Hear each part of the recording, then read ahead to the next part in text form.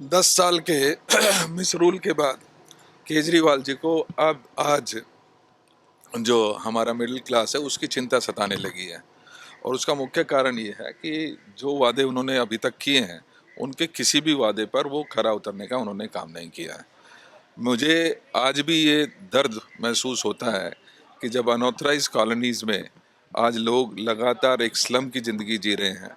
आज resettlement colonies जिसको बहुत आस थी और उम्मीदें थी कि उनके जीवन को एक बेहतरी मिलेगी, चाहे वो बुजुर्गों की पेंशन उसमें रही हो, चाहे राशन कार्ड की समस्या रही हो, ये ऐसी बेसिक समस्याएं थी जिसकी तरफ केजरीवाल जी ने लगातार अनदेखा करने का काम किया है।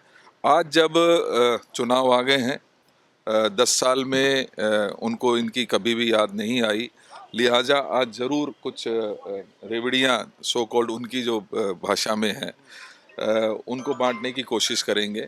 लेकिन मैं हमेशा ये कहता रहा हूँ कि ये कोई रेवड़ी नहीं है, ये कोई फ्री नहीं है।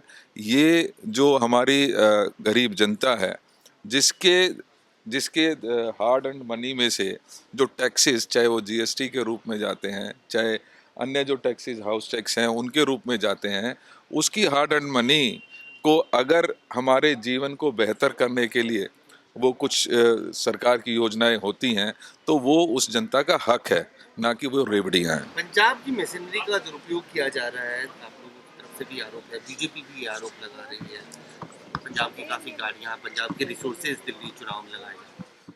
देखिए, मैं ये मानता हूँ कि जितना भारतीय जनता पार्टी मिसयूज़ हमारे जो मशीनरीज हैं उसका दुरुपयोग जितना ज़्यादा भारतीय जनता पार्टी करती है उससे ज़्यादा कोई और नहीं कर सकता। लेकिन निश्चित ही आज ये कंसर्न का मैटर है कि आम आदमी पार्टी भी, हम देख रहे हैं कि लगातार इन्वॉल्व इस दिल्ली के चुनाव में हो रही है। और उनकी रेड लाइट की गाड़ियां, उनके सिक्योरिटी गार्ड्स जिस तरीके से पूरी दिल्ली में आज देखने को मिल रहे हैं, कहीं ना कहीं ये अंदेशा ज़रूर बनता है और इस बारे में इलेक्शन कमीशन को संज्ञान लेना ही चाहिए और मुझे लगता है कि इस पे संज्ञान लिया जाएगा। इसी के दौरान अजय माकन साहब ने केजरीवाल को फर्जीवाल बताया, क्या कहा? देखिए, ये तो सर्वविदित है। सिर्फ अजय जी ने उनका नामकरण कर दिया है, लेकिन सच्चाई यही है कि वो बिल्कुल फर्जी अपने आप को ना सिर्फ प्रस्तुत करते हैं, क्योंकि जो कहते हैं उसके बिल्कुल विपरीत उनका व्यवहार रहता है।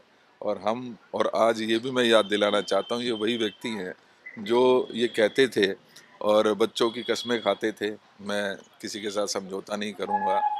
इन्होंने बाकायदा एफिडेविट दिया कि मैं बड़ी गाड़ी नहीं लूँगा, मैं बंगला नहीं लूँगा।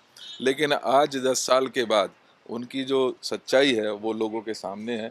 आज चाहे वही लोग जिनके खिलाफ ये आरोप लगाते थे उनसे माफ़ी मांग रहे हैं, उनके साथ समझौते कर रहे हैं, उनके साथ मंच साझा कर रहे हैं और उसी प्रकार से अपने लिए शीश महल बनाते हैं।